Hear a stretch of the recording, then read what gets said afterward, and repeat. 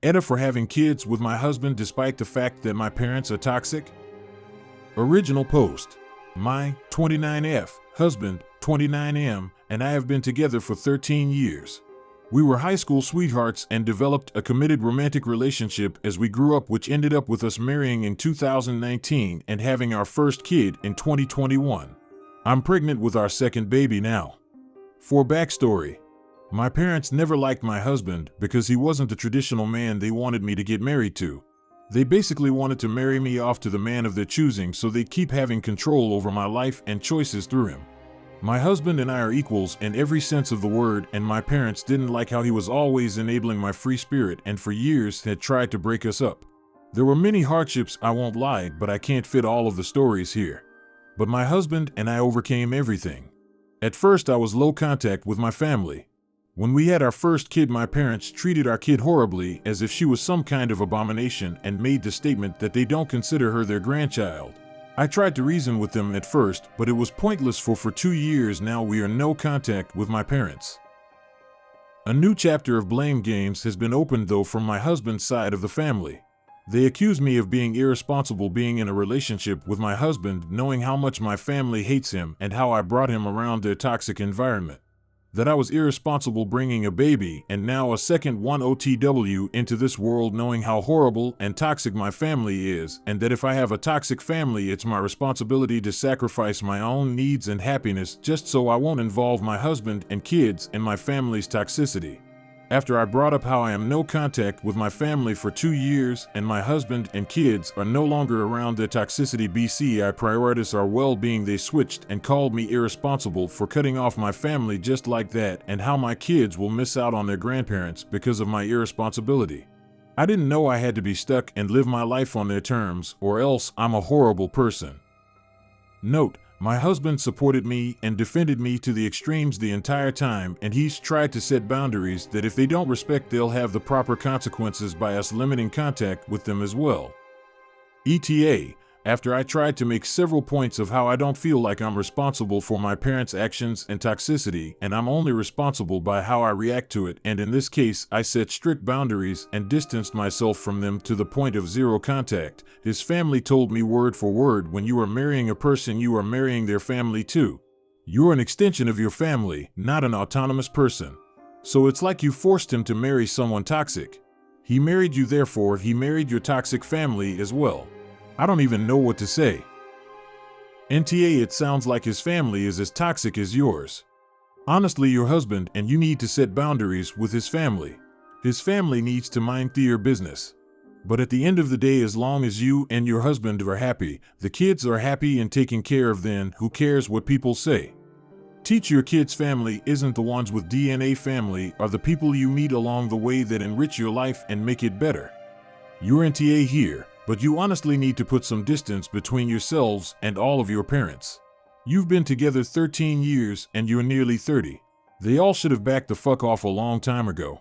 You are, if you don't keep them away from your parents. If they are toxic, you don't owe them a thing. Well, let's move on to a more exciting story. AITA for asking my boyfriend to change when he's around my best friend? Original post. Hey Reddit, first time poster, long time lurker. So I'm F28, typing this after my boyfriend, 27, hanged up on me after a huge row. I'm at a complete loss because we've been dating for over 10 months and this is our first major fight. Context: I'm mixed race, but I take after my Pakistan mother and I'm from a lower income background because of my sperm donor's drink/gambling. Boyfriend is as white as snow and is Bruce Wayne level of loaded.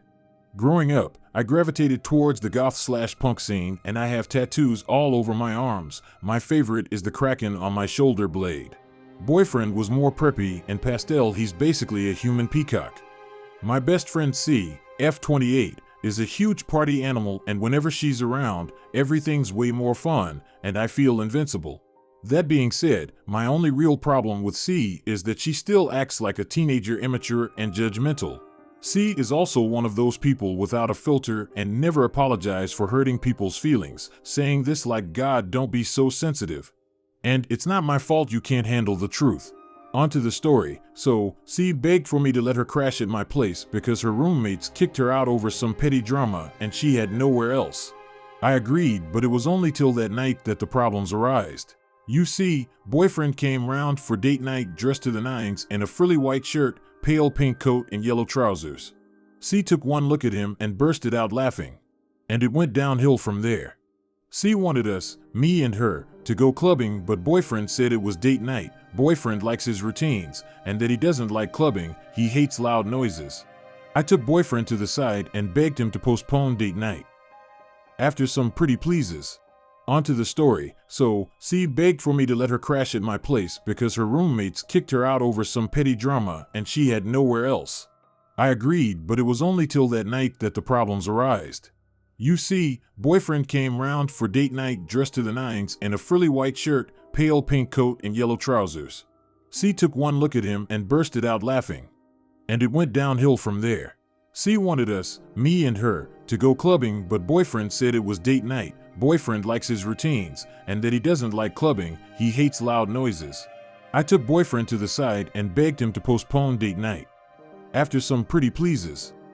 Reddit, how should I proceed, cause I feel like it wasn't a big ask, but I don't want to lose him. He is my lighthouse, my rock, and I need him.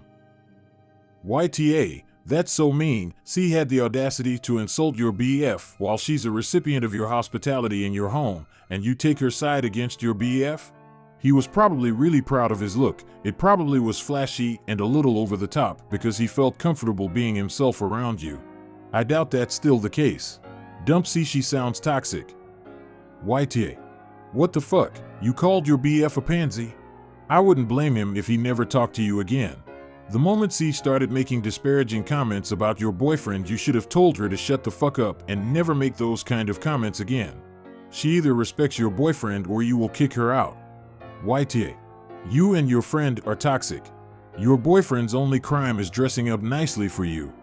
Oh boy, how many women out there would love a dude that puts in that kind of effort for them? Apparently, this makes him gay and submissive. You chose your friend over your BF. For his sake, I hope he recognizes the toxicity and leaves you before your bullshit puts a damper on his frilly suit-wearing ass. If you can't recognize anything wrong in your post, then there's no hope here. Update. Okay, so this going to be word vomit cause ever since I posted, I've been doing damage control. First of all, I'd like to thank everyone for replying. All you comments, they were the slap in the face that I needed to make come to my senses. And speaking of comments, I'd like to clarify that I was never dating boyfriend for his money. I only found out like 7 months after we started dating. I've been talking to my mother, and she reckons that I insulted boyfriend's clothes because I was jealous on how much he spent on them, not because of flashy colors. He buys most of them at high-end places. One of his suits was imported from Los Angeles' House of Bijan. They cost $2,500. Anyway, after reading the comments, I rushed to boyfriend's place and I apologized profusely for not defending him and telling him to change and calling him that horrible name. I told him I'd love him in yellow, pink, black, gray, or nothing at all. After a long chat, we both agreed to go to couple counseling. I'm making up date night by taking him to a fancy restaurant. And about C, I kicked her to the curb. I told her everything I should have at the club. It certainly helped that I was sober. I told her off for derogatory comments and that I loved my boyfriend just the way he is, colors and all. Oh, she did not like that. Not one bit. C asked me if I was really throwing away years of friendship over a man like that, and I said yes, 1,000 times over. And if anyone was wondering, C's roommates kicked her out for smoking marijuana in the apartment and flirting with one of the roommates who is white and a woman. Go figure. Edda for telling my boyfriend the advice he gave to our friend is creepy and revolting. Original post. I met my BF and a friend named Kyle in college, and Kyle has been a good friend to both of us. He'll likely be the best man if my BF and me ever get married. So he came to us for opinions and advice for a complicated scenario. This was a long story and I'm not sure how much is necessary for context, so I'll just jump to what I think are the main details. One of Kyle's friends was dating the friend of a girl named Lori. Lori liked to host get-togethers and frequently had cookouts/game nights at her place. Lori has a younger sister named Tracy who'd sometimes hang out with the group. Kyle says Tracy was nice enough, but they didn't interact much. Last year, Kyle's friend broke up with Lori's friend and their group got somewhat fractured. Kyle remained on friendly terms with Lori and still hung out a few times. To just get to the point, earlier this year Tracy was sexually assaulted on a night out with friends. Kyle found out 2 months later when Lori just needed to vent, since Tracy had been having worrisome mood swings and refused to talk much about what happened, refused counseling, and was closing people off. Shortly after, Kyle was invited to a small get-together at Lori's place. This was the first time in like a year since he'd seen Tracy, and apparently Tracy glomped him with a huge hug and greeting. When he saw an opening in the group conversation, he thought it'd be a good idea to share his experience with therapy to maybe encourage Tracy to try it. Tracy texted him a few hours later, said it was so nice that he shared and if he could give her his therapist's number. They kept chatting and Kyle then out of the blue Tracy said she loved him and needed to get it off her chest. Kyle was surprised, said he didn't feel the same and anyways he was on a break from dating. Tracy said she was just happy being friends then. Since then she sent him inappropriate pictures, made another love declaration in a joking manner, and at one point broke one of his boundaries to help in her own words. Kyle doesn't have much social media and is self-conscious over sharing videos and pictures of himself. Tracy recorded him without his consent when they were golfing with friends and then posted said video on her Instagram. She told him the next day to show him how it's not a big deal. Kyle yelled at her over the phone to take it down. He later got a hold of himself, apologized and asked her calmly to take it down. She refused. During all this, Kyle has kept Lori in the loop and she's been weirdly apathetic, telling him it's on him if he still wants to be friends with Tracy, more than friends, or cut her off, and specified she's not Tracy's babysitter. Tracy is 19, Lori and Kyle are 24, by the way.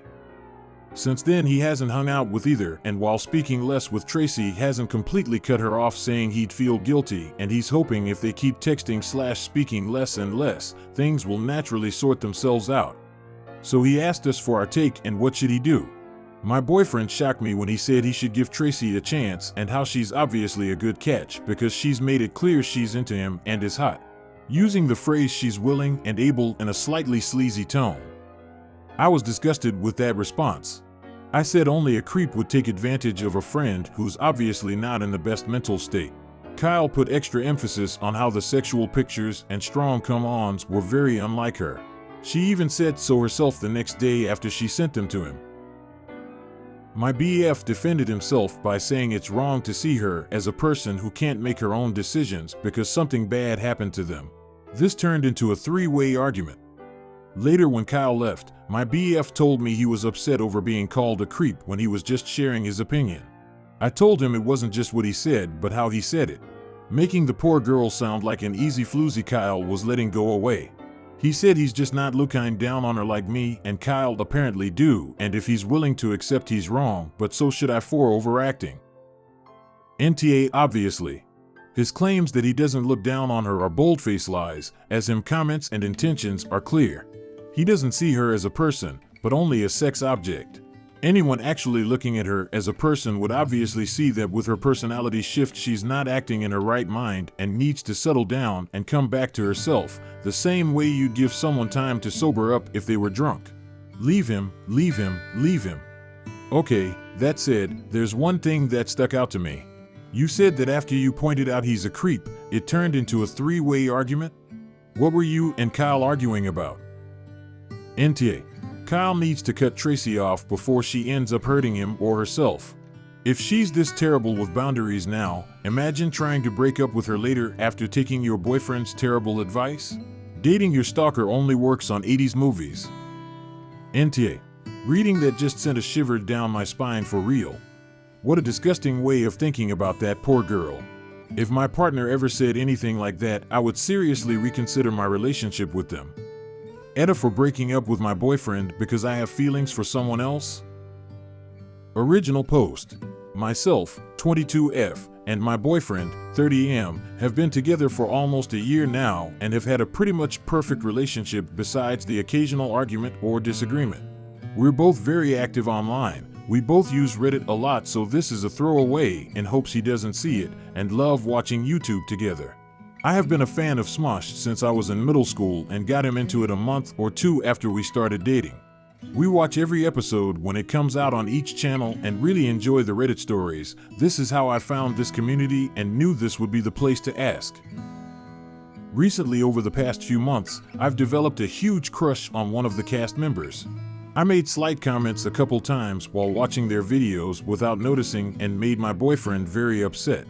I told him how I was feeling towards this person and he just dismissed it as me being a fangirl and he refused to talk about it. Note that this happened in late March. Towards the middle of May, I started having more realizations about my feelings. I no longer felt romantically or sexually attracted to him, but instead the cast member. By the beginning of June, I had started going to the gym because I felt that said cast member wouldn't want to be with someone my size, and it made me happy to have that motivation. I tried bringing the conversation back up multiple times between the original conversation in March and towards the end of June. Each time he shot it down. Finally, I stood my ground and told him I no longer had feelings for him and explained the situation. I know I have no chance with the cast member, but I can't help my feelings. This happened July 14th. I suggested we go to couples therapy on top of me talking to my regular therapist to see if there's an easy solution. Instead, he called me crazy for having such strong feeling for a celebrity that lives on the other side of the US. We ended up in a screaming argument over it. He gave me the silent treatment for a few days and I ended up just grabbing my stuff and going back home. I called him and told him I wanted to talk and work things out, but he seemed like he didn't care, so I told him I was done and wanted to break up. He called me a lot of names, one being TA, and screamed at me for giving up my relationship with him because of how I feel for the cast member. July 18th. So AITA for breaking up with him because of my feelings? YTA and probably need a mental health evaluation if you are willing to throw away a year-long relationship and only start going to a gym for your physical health for a person who doesn't even know you exist. I watch Smosh, too. Shane, Keith, Damian, and Noah have millions of fans. You aren't special to them as an individual as a fan, yes, but not as a GF.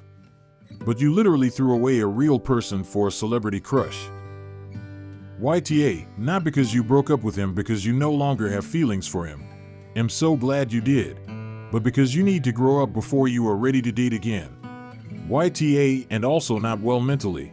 You have every right to end a relationship if you are no longer attracted, but to do so because you feel unrequited love for a celebrity that doesn't even know you exist is completely unhinged.